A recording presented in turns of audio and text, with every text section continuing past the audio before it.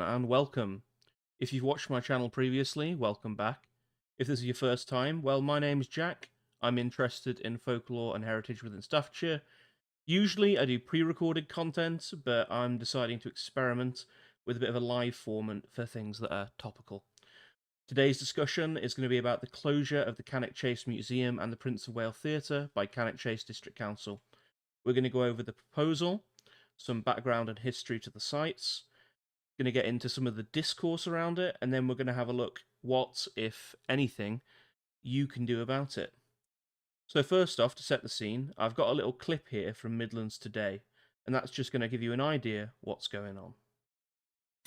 Now, a row's broken out in Cannock over the potential closure of the town's theatre and museum. The District Council are discussing tonight whether they should open a consultation about closing both buildings. It's due to a shortfall in the budget of £1.3 million. Rebecca Wood's been speaking to both sides. Standing together to protect Cannock's heritage. Cannock will be a ghost town. We haven't got nothing in here now. We're very fortunate to be based in Cannock, and we've really valued this venue. You know, it means a lot to us. This theatre is always full. Always full. Very well supported. Tonight, the District Council are discussing whether they should open a consultation into proposals to close the town's theatre and museum to save money. There's always sold out shows here, and it's popular. And I think to lose that would be a massive hit on the community, the wider community, not just the arts community. The Prince of Wales Theatre has been open for 40 years and campaigners say it's very well used. It had been due to be refurbished, but now could close completely. A petition to save it has already been launched and has collected thousands of signatures. For those in the arts business, these proposals are a devastating blow. If tonight the decision is made to carry on with the proposal to shut down the Prince of Wales Theatre and shut down the museum and the heritage site the other side of town, that they will not open again. It's not just the theatre which is being talked about in these proposals. Also up for discussion is the Museum of Cannock Chase. This is all due to a budget deficit of £1.3 million. The authority says these closures could save them more than £350,000, but that it's not an easy call to make. I feel that the pain of the people locally. This is my community. 6 generations of my family have lived or live in this area. With salami slice services for generations now. However, now we're getting to the meat of things, and we're having to look at significant savings. Both sites are managed by Inspiring Healthy Lifestyles. If councillors agree to the closures, a consultation will begin tomorrow, with a final decision expected in February. Campaigners say they won't give up fighting. Rebecca Wood. Perhaps unusually neutral clip from the BBC there. Yeah, those same people that you saw outside the theatre, they carried on protesting until it got much later in the day. That was on November 28th. That's the day the council had the discussion about it. They were going to take a vote. At that time, they decided it was going to go out for a consultation period. But while they were doing that discussion, people were outside protesting like this. I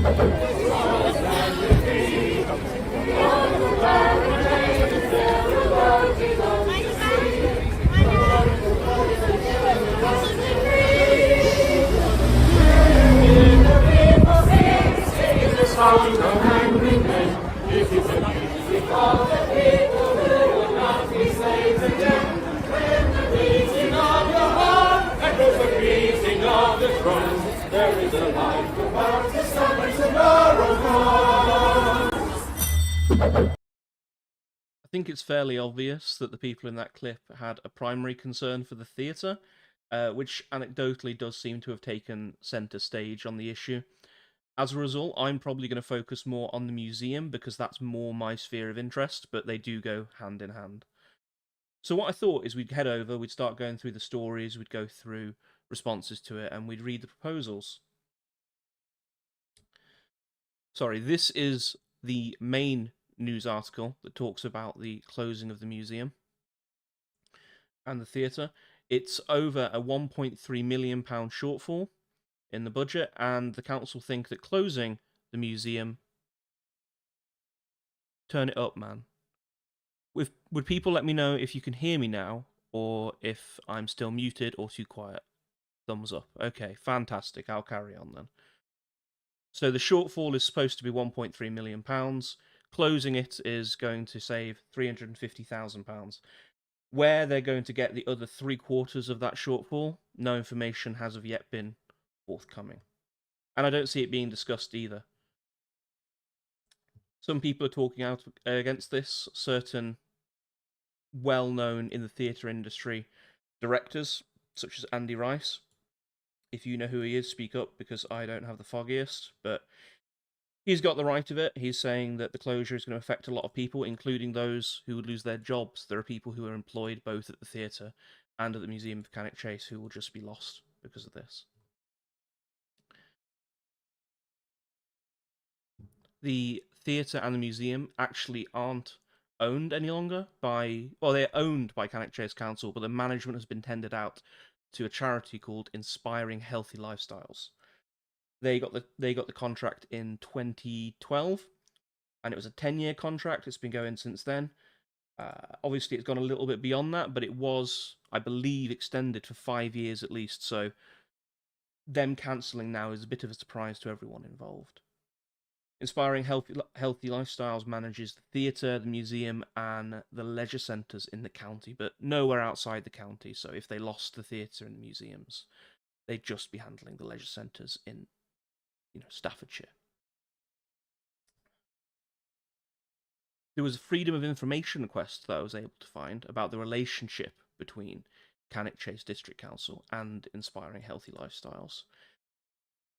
This was done by Ian John Pike on the 14th of April 2024, and it seems he knew what was in the pipeline by making this request 6 months or so in advance. His questions were: when did the contract for IHL manage to manage the theatre commence? How long was it for? Does the District Council pay them? How much are they paid? Does the council support the theatre financially? Does IHL have financial responsibilities? Who owns the lease? Who's financially responsible? Do they operate at profits? How much? Yeah. They answered most of the questions in the usual short manner that you get from Freedom of Information requests. The contract started, as I said, 1st of April 2012. It was for 10 years, with the option of extending for 2 successive 5-year periods. The district do pay them for running the theatre, but they won't tell us how much, because that is privileged information.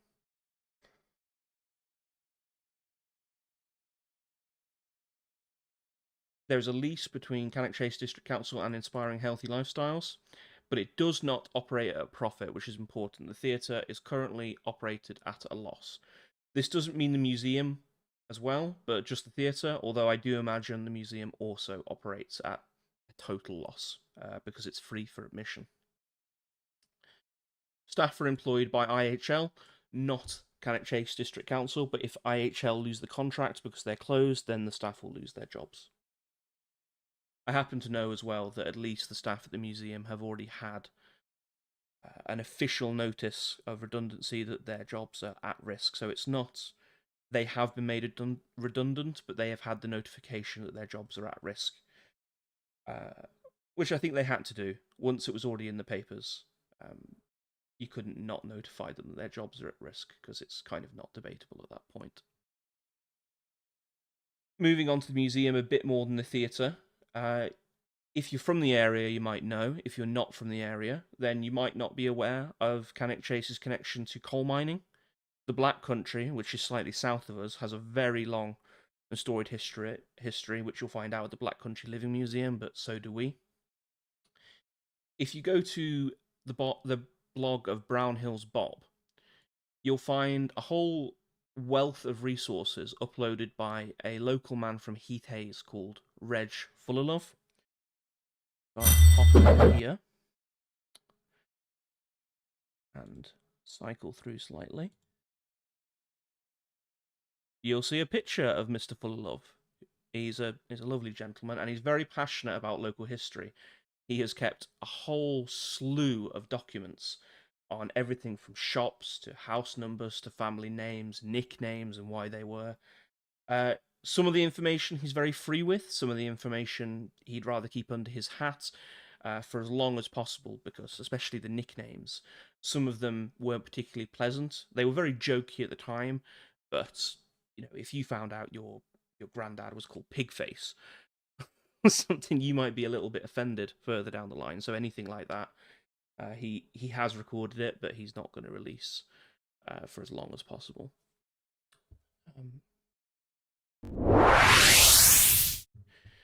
Moving back over, this is a map that he found or drew. I'm not actually sure whether he drew this by hand, but it shows all the different coal fields that were over Cannock Chase and all the years of significant events, including pits opening and closing. Further down, he's got lists of men who died, how old they were, what day, the reason, and it's absolutely heartbreaking to read. Which shows you the importance of local historians, I suppose. If you want to read this, if you've got an interest in going into this in detail, which is not the purpose of this stream, I'll put this link into the description at the end. So the Valley Mines Training Centre in the Western area, Hensford, popped up as one of the coalfields training centres in 1946. There was legislation being brought in meant that the mines had to have training centres. The building was already there, so they readily converted it. But by 1982, most of the local pits had closed. There was a couple left in Cannock, and the Lea Hall Colliery in Rugeley, which is just north of the Chase, I think was probably the last to go. So in 1982, it closed. In 1989, the training centre was repurposed into a heritage centre, which was then later renamed after a few years into the Cannock Chase Museum. That's a picture of the entrance when it was the Valley Training Centre. But going back, we've got some pictures of it as it looked quite literally today. That's an authentic wheel that would have held rope that took the pit cages and the trucks up and down, moving men and coal. As you can see back here, even today on a weekday at lunchtime, the car park was packed. This place is in constant use, it's not neglected. And just going through it, there's so much of value to be held at this museum. It's going to be an absolute shame to lose it.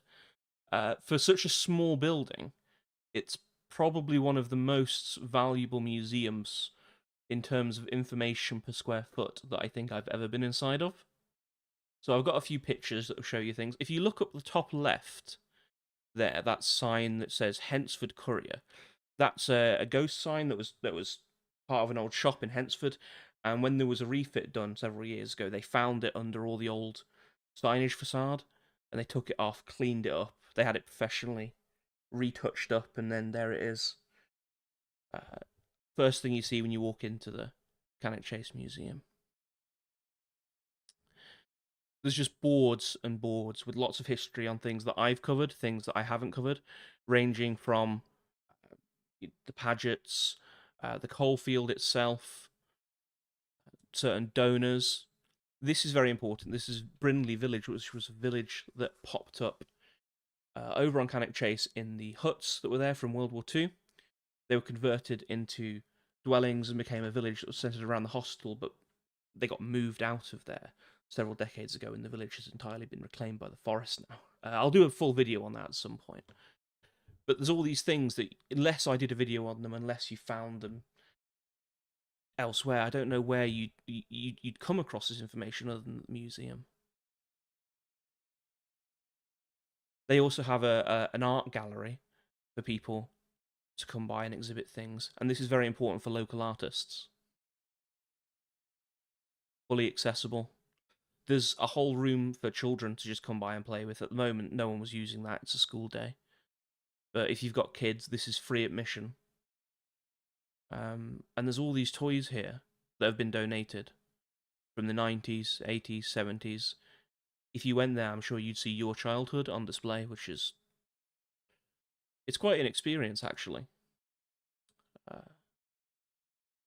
This is an example of what a living room would have looked like, I think, around the war period. So you've got the old coal place fire in the centre there, a lovely old dollhouse, and all these items are authentic. They would have been donated and maintained by the collections team. Maybe your grandparents had a dining room at one point that looked very similar to this. This is their main exhibit, which is on Colliery itself. Vince says they've got a Woody. Have they? We go back several. I can't see him. You've got better eyesight than me, Vince. They've got a Paddington Bear, I can see that.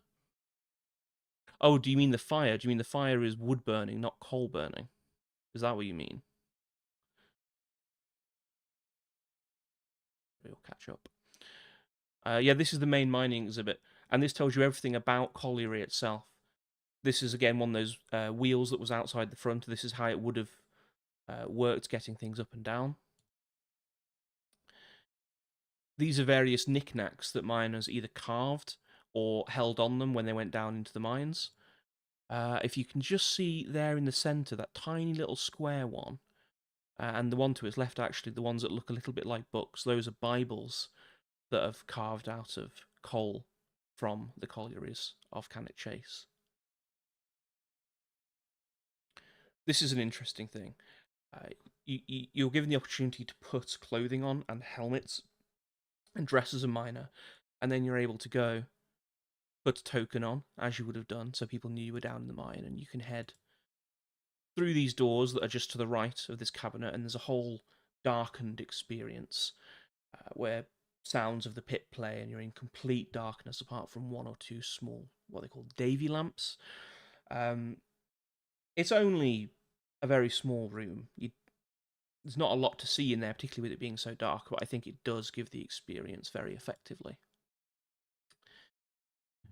And this is what people would use. This is just the public side of it, that if you go there you'll see on a day out, but they provide so much more than that as well.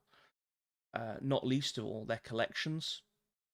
They maintain a large collection, not just what's on display, but what's in the back rooms as well, and these are things that have been donated, things like books, posters, toys, authentic items that would have been used from mining.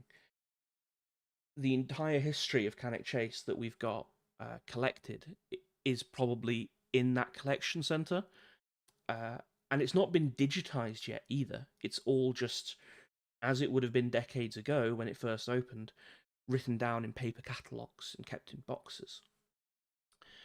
The museum applied for lottery heritage funding several years ago, and they were actually awarded it. They were awarded £87,120 to digitise the online catalogue. And that has been proceeding, but that's just a matter of time and spending that money, because it's getting people in, and people have to sit with item after item, take the photographs. They have to be able to write the descriptions and categorize it all into the right numbers and files and get it up online. And this is invaluable, particularly for someone like me. I couldn't do the videos I do without digitized collections, because I don't have the time, I don't have the accessibility to go to all these different museums and archives around the county and go and look for them. It takes hours, because you have to know what you're looking for in advance, or speak to the people who manage the collections and hope they know, or sometimes you have to go through very old paper catalogues and look for items that look like they might be related to what you're interested in. You could spend weeks looking for one particular item. Digitization is very, very important and speeds that up immensely. It's not a replacement for having the items. That's very important to say. But the highlight is that digitization won't be completed by the time that they're proposing to close the museum. This £87,120 they've got for digitization is there. Digitization is taking place, and they're proposing to close the museum before that's finished. That money will have to go back to the National Lottery unspent, if that's what they do. Anna in the chat has asked, so what are they proposing to do with everything from the museum? Well, the council have a legal obligation to ensure that those items are handed over to other collections, to other people that have the ability to look after them. So the items will be split up. Some items will probably go to the archives in Stafford, which is more of a central county archive. Some of them will go to the Black Country Museum, and especially the ones relating to mining, I'd imagine. Some of them will go out of county, maybe, if they have connections to things that are happening out there. Importantly, it diminishes us. It diminishes Cannock as a town, because it means that we're not important enough to look after our own history anymore. It has to go to other people. And we have to hope that Stafford or the Black Country Living Museum see it as important as everything else they've got, and that they're going to categorise it correctly, that nothing's going to get damaged in transit, nothing's going to get lost. More importantly, again, it means that if you, as someone who lives in Cannock, want to go and see any of these things, you need to now travel. You can't go to the Museum of Cannock Chase and speak to the collections officer and ask to go in. You need to arrange it with either Stafford or the Black Country Living Museum, which is very inconvenient. Without digitisation, that makes it even harder, because once these things get added to their collection, they're going to have to catalogue them themselves, which means that even though these items are being taken care of by these other services, you may not be able to access them, because they will not know what they have. When the Black Country Living Museum took the pound that I mentioned in one of my previous videos, they just took it because they had to, much in the same way that they would when the Museum of Cannock Chase closes. And what happened was they lost all the documentation, and they forgot that they had those bricks. Because I asked about it, they now recognise, oh, we think we have those bricks, but they don't know what to do with them. If they don't have the documentation, they can't put it back together, and they haven't got anywhere to put it back together, so it's just in indefinite cold storage, it seems. It's particularly a tragedy because the money is there, already waiting, and digitisation is taking place. Boomers are in charge of the digitising. It's the collections team, so it's people who do work in the museum and archives field. They might pay, and they might be able to get volunteers to help them with that. Speaking to them, it seems like the earliest that digitisation of the collection will be done is around about the start of 2026, if things are to progress. The proposed closure is probably going to be early in 2025, which will cut that short. This is the official leaflet being given out by Cannock Chase Council on the topic. Like many councils across the county, we're dealing with an increasing financial pressures while trying to meet growing demand for services. To make sure we can continue to provide essential services in the future, we have to make some difficult decisions. Right now, we're facing a budget gap of £1.3 million, despite working hard over the years to save money by outsourcing. The council has worked with IHL since 2012. To help us understand the best way forward, we're putting it out for a consultation. The council is proposing to close them by the end of April 2025. So there you go, that's almost 9 months before digitisation could be completed.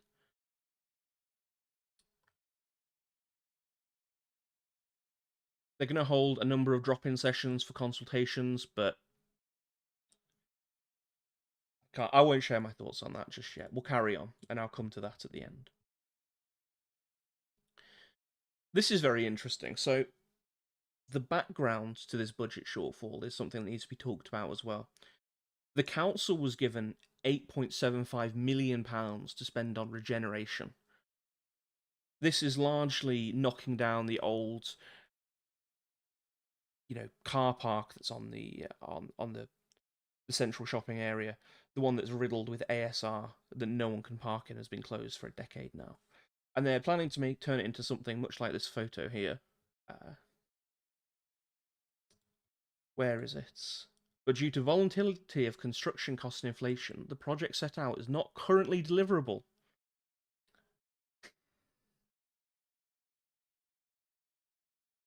Somewhere buried in here, they talk about how initial plans were to have a cultural hub set up, so that things like the theatre and the museum could be powered up, and that unfortunately that's having to be axed now, and they're not even sure to what degree this £8.75 million is going to buy any sort of regeneration at all. So we'll see about that. We'll have a look at some of the reactions to this. First, we'll go to the Cannock Chase Conservatives. I hope you can read that. Cannock Chase Conservative statement following the closure of the Prince of Wales Theatre and Cannock Chase Museum. This news is devastating. We're frustrated and extremely disappointed. We first heard about the proposals before they were made public and have not been involved in any decision-making meetings. The theatre. Cannock Chase Conservatives are against the decision to close the theatre, which has come as a huge shock. Of the last 12 years, the local Conservative team controlled the council for 2 years, and the other 10 years were under Labour control. During the 2 years, we secured the levelling up funding to invest in the local area. The proposals were to prioritise culture and invest and enhance our fantastic Prince of Wales Theatre. That was the plan. The Labour Council voted to significantly change the previously agreed levelling up projects during meetings on the 28th of March and the 12th of June. The change the original plan and no longer included proposals for a cultural hub. The museum. Over 2 years ago, the Conservative group shared concerns surrounding the site where the Museum of Cannock Chase is located. Following a condition survey of the building, we initiated a discussion regarding various options which would have helped to ensure the museum had a bright future, such as pop-up displays, a travelling museum working with local schools. Labour rallied against all options. I mean, we can cut this short a little bit. The Cannock Chase Conservatives have felt they've got an easy excuse for point scoring here. They're going to pop out and say, see, Labour are closing your museum and your theatre. We wouldn't have done that. But right here, if you wade through this, what they're saying is, oh yeah, we were going to close the museum as well, and we were going to have random pop-up stalls on certain days and say that was the same thing. They're no better. Anyone who thinks the Conservatives are your friends, I've got a bridge to sell you. That's all I can say. Unfortunately, Labour have made it easy for them here to pop up and score some easy points and say, we wouldn't have done this, and it doesn't look like they're getting quite the response they wanted with only 35 likes. That's shocking. Here's one from Time for Cannock. Now, Time for Cannock is managed by Martin Murray. It's an advocacy page. Martin Murray, if anyone knows, was the longest running nightclub owner of Silks in Cannock. Anyone who grew up in the mid-Staffordshire area over the last 2.5 decades, maybe a lot longer, Silks was a bit of a rite of passage. It was... Yeah, it was a nightclub that existed. I suppose if you wanted a good night out, the next closest place was Stafford, so it was very much appreciated. And I'm very much appreciative of the fact Martin takes his time now to try and speak up for Cannock in general. He says he's spoken with several groups and organisations and how they would like to return. I've spoken with several people on the council and organisations in our town centre, and they're outraged. The original Levelling Up Fund was refused the first time, and it was only accepted once a professional bid was written, which would include the development of the cultural hub. And here he has an excerpt from the report of the Levelling Up Fund, which spells that out. Once again, though, he points out somewhere else that might actually be in a different post. He points out that they're closing these things to save £350,000, when actually investing in these things, making them more of an attraction, you could even maybe start to turn a profit on them. You could, even if there's not a direct profit from those things, the fact that they exist enrich the area and bring people to the area. It's a cumulative effect. We've already got a dying shopping centre in the centre of Cannock. The more shops that go, the less reason there is to go there. The less reason is to go there, the harder it is for the other shops that remain. And when you close the theatre, when you close the Museum of Cannock Chase, these things snowball even further. There's less reason to come to Cannock. And they think they can replace it all with just a Glen Miller outlet on the outskirts that draws people up the motorway. Well, it's not the same thing. That thing is completely separate from Cannock in many ways, and it doesn't really bring business to the other shops in the centre. Yes, let's go back for a second. Because the MP for Cannock Chase, Josh Newbury, had something to say as well. Good morning everyone. I'm here at the Prince of Wales Theatre in Cannock following last week's news that the Cabinet at Cannock Chase District Council has made the decision to go out to public consultation on its closure alongside the proposed closure of the Museum of Cannock Chase in Hensford. The museum is in quite a different context to the theatre, so I'll address that one in another video separately. Now, as you'd expect, I've had hundreds of concerned residents from across Cannock Chase and beyond contact me about this last week. Whilst I didn't have a direct say over the decision itself, as your MP, I will of course be playing an active role in campaigning for the theatre to remain open and have a sustainable future. I was a bit of a performing arts kid growing up, gave me a huge amount of confidence to overcome being bullied at school. And whilst you'll be glad to hear I won't be gracing any stages anytime soon, I'm still passionate about the arts and our local venues. Because we know that theatres like the Prince of Wales are cultural anchors for the communities around them, and they're incubators for the top actors of tomorrow. We know that theatre is one of the few things that draws people into Cannock too. None of us want to see this theatre close, so now is the time to work together to show how much it means to us and our town. The financial issues at the council and its leisure provider seem to suggest that the sustainable future we want might not be possible with the current model. There are alternatives. Many theatres are run by charities or community interest companies, for example. So what have I done? I've already written to a range of organisations, including the Arts Council, the National Lottery, Coalfields Regeneration Trust, the Government Minister, and 2 successful theatres which are run by charitable trusts. I've asked them for support and advice on what we can do to move the theatre forward. I also want to hold a public meeting, hopefully before Christmas, about this. The council's holding its own drop-in sessions, but those are very much focused on their public consultation rather than exploring alternative options for the theatre at this stage.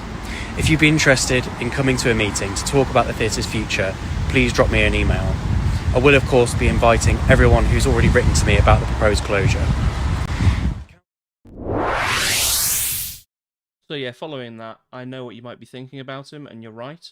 He does have a background in communications, which I think sums it up very, very well, is that he's quite right when he says he doesn't have the power to do anything about this. He doesn't. But at the same time, it's his party. He is a Labour MP. This is a Labour council that's doing this, and he's not going to call them out. He's not going to oppose them.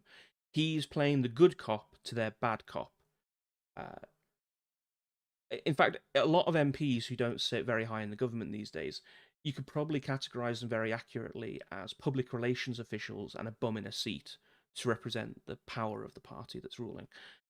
He can't do anything, and therefore he can wash his hands of this. He can do token videos like this. He can write to charities and say, please help us, which anyone could do. And ultimately he could say, oh, well, I tried, but we didn't do anything. The most important thing he can do, though, and if he's very successful, he'll shift your perception on it. And you won't remember it was a Labour council this happened under. You'll think Cannock Chase District Council did this, and my Labour MP, Josh Newbury, tried to oppose it. That's primarily what he's trying to do here. But make no mistake about it, the council is currently run by Labour, who stormed ahead of the Conservatives in the last election. They have a majority of 11 seats. Now, again, I don't think the Conservatives wouldn't have done this. They're both as bad as each other. But if you're looking for who to blame, it's a Labour MP under a Labour council. The flip side of this is that what they're saying about budgetary concerns aren't entirely lacking in justification. I went back through the council records, and publicly available, they've got their budgets since 2014, and you can see how the budget has changed. We had the budget slightly decrease between 2014 and 2018, and then started to spiral upwards again, up until the current day. So the total budget, when you factor in that decrease and that increase, the budget is 15% higher than it was back in 2014, which is, again, only as far as I've got data for. But if you add inflation up for all those years, inflation since 2014 is over 40%. Now, maybe you're going to shake your head at that and say, no, you've calculated that wrong. I had to go check other websites as well. No, since 2014, inflation is 40%. No wonder they can't fund anything, and this is why ordinary people are struggling so hard in their daily lives. And when did it start? Well, if you go back, you can see when the rise in inflation really started. It was right here, back in 2020 or so, and I wonder if anything significant happened then. I wonder if the inflationary pressures that they're using as justification for burning our heritage, I wonder if maybe we can point to anything like that. So there you go again. You can blame the Labour Council, you can blame the Labour MP, but it was a government, a Conservative government, that caused the inflation that's leading to this, that now Labour can put their hands up and say, sorry, it's out of our hands. Fantastic. The council's really got some petty as well. In case you didn't know, if you live in Cannock Chase now, your brown bin, which is the bin that is your garden waste, won't even be collected. You can have it collected because you still have a brown bin, but now you're going to need to pay almost £40 a year as a subscription, and they'll do it occasionally. Of course, the £40 there isn't really covering the cost of the collections. The £40 is just to discourage you from using it, so they can not provide the service, and the real saving is in not providing it to everyone else. Okay, so we're coming to the end now of what's happening, why it's happening, what people think about it. So let's talk about what can be done about it, and is there anything that could be done about it? Most of the information I've got today regarding current events, the videos, they come from this page, Save Cannock Chase Heritage and Culture. So if you're interested, the first thing I'd do is go follow them. Secondly, there's some petitions on change.org. Save the Prince of Wales Theatre, which is at 17,000 signatures, and Save the Museum of Cannock Chase, which I'm very disappointed to say is lagging behind at a little less than 2,000 signatures. The links for these are already in the description, so, don't click away now. My viewing numbers will drop to literally 0.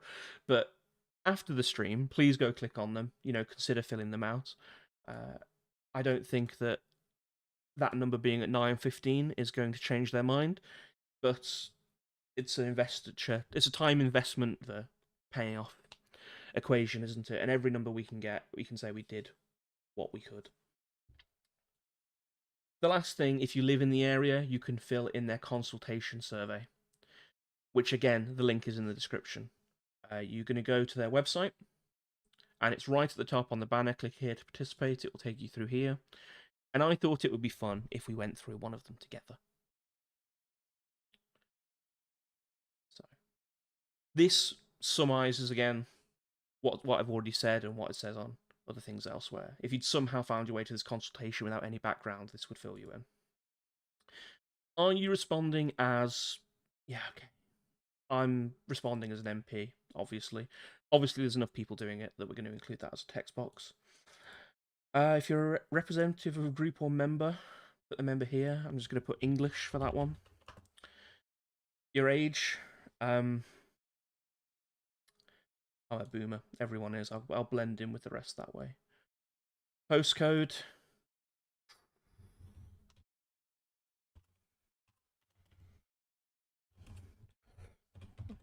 That's very close to where the haunted windmill is from one of my videos. There we go. Prince of Wales Theatre, do you use it? Oh, am I going to be petty about the fact that the theatre petition has a lot more signatures than the museum? What do you think? Should I say I don't care about the theatre? Because I suppose in the grand scheme of things, I care a lot less about the theatre than the museum. Oh, I'm an audience member. Why not? Who do you usually go with? Alone? Why not? What do you use the Prince Theatre for? What have we got here? I obviously use it for comedy shows, such as council meetings. How often have you used it in the last 12 months? Every day. Every day I go there. Considering the future provision of cultural services for Cannock Chase, how important are the following to you? Providing access to enjoy arts and culture as an audience member. Yeah. Providing access to participate in art, yeah. Support, I mean, yeah. Opportunities, yeah. Encouraging, yeah, yeah, yeah. I mean, does this need to be 1, 2, 3, 4, 5, 6, 7, 8, 9? What am I supposed to say about other? Am I supposed to say other is very important to me? Yes, other's very important to me. There we go. There we go. Do you use the Museum of Cannock Chase? Here's the important one, heritage. Yes. Who do you usually go with? Can I click multiple? I go with everyone. I go with everyone I go for. There we go. Don't mess that up and click I don't visit as well. Give the wrong impression. I use it to view the collections, yes. As a base to explore the local area, I would do that. Educational visits. Okay, so I actually didn't mention this, but as well as having somewhere for your children to play, as well as maintaining the collections, they have 3 buildings there dedicated to various kinds of workshops that schools are able to go there, and schools are able to have a day out making things with old tools and enjoying time away from the school on the chase. And they want to close it. These workshops will go with that as well. So that's very important. There is a community hire space. There is a coffee shop where people could just meet up in the scenic area of Cannock Chase and spend some time together. I imagine they do events as well. I've never actually been to one of them. I go at other times. I went today. How often have you visited in the last 12 months? 4+ times. Okay. Considering future provision of heritage in your local community, how important are the following to you? I mean, again, everything's important, isn't it? It's 2. And here's we get to the crux of the issue again. Straight away, when less than halfway through the survey, and after pretending to take my opinion on board, they start asking, well, what alternatives would you like? Well, nothing. I'd like you to save the museum and the theatre. But they're already asking at question 17, oh, yeah, but when we don't, what would you like us to do? Which I think says all you need to know about how effective this consultation period is going to be. Okay, opportunities to get involved and create history exhibits. Very interested, yeah. Or should I say not interested for these? That's the thing as well. If you're taking this as a question for how important it is to save the theatre, do you say you're not interested at all in these alternate options? Because at the end of the day, they're using this as justification for what they're doing. They want to have the numbers at the end of it to back it up and say 96% of people said they were very interested in alternate options, when people were just generally expressing a support for heritage and didn't realise that they were saying, yes, I do support an alternate version. What alternative activity options would you be interested in? Enactments and go, I'm just... Because it's all alternate. It's not as the same.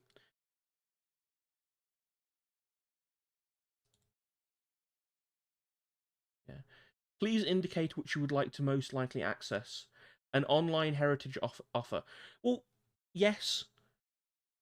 We talked about digitization earlier. An online heritage offer is incredibly important, so 1. But at the same time, it's not a replacement. If you digitize things, you can't then just not provide access to the entire collections. A heritage offer hosted at any public venue within 1 mile of my home. I won't let me do 1 for all of them. A heritage offer in any public venue within Cannock Chase District. So once again, they're going back to what the Conservatives suggested of pop-up venues. If a history and heritage activity would take place, what type of venue would you like to visit? A sports centre, a community centre, a cultural space such as library, a random shop. Would you like to view your history and heritage on the street in the rain? Oh, wonderful. Yes, thank you. How about at the Biffa landfill? I mean, why not? Anywhere. Literally anywhere.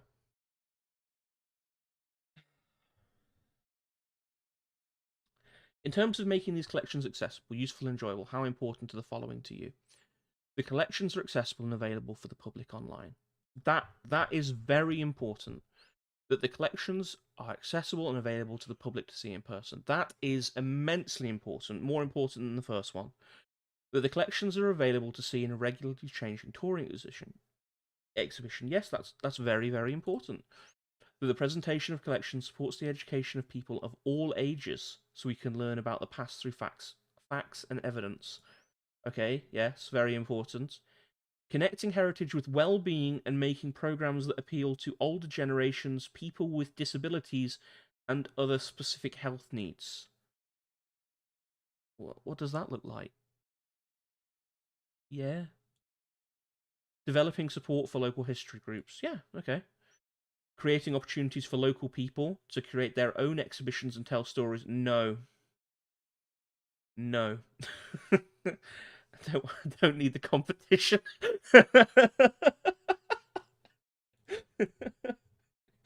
Creating opportunities for volunteering, social interactions, and human connection. Yeah. Presenting history, heritage, and bringing to life the stories that are relevant to Cannock Chase in new and interesting ways. Again. Yeah, okay. In terms of looking after the collections, how important are the following to you? They're stored and cared for in an environment where they're protected for future generations. Absolutely. The collections are recorded digitally. Yes. Oh, sorry. That has to be either less or more important than them being preserved. Ensuring that. So, what am I supposed to say then? That the digitization is least important? Am I supposed to say? How am I supposed to prioritize that the collections are stored and cared for in an environment where they'll be protected, and ensure that local heritage is protected? It's the same question, and I'm expected to rate how important it is. And then digitization, I need to, by necessity of this silly closed question, say that digitization is the least important thing. If you're not representing a group, move to the next question. Okay. Share your thoughts and suggestions about services that could look like in future. You could save the museum and the theatre, please. Funnily enough.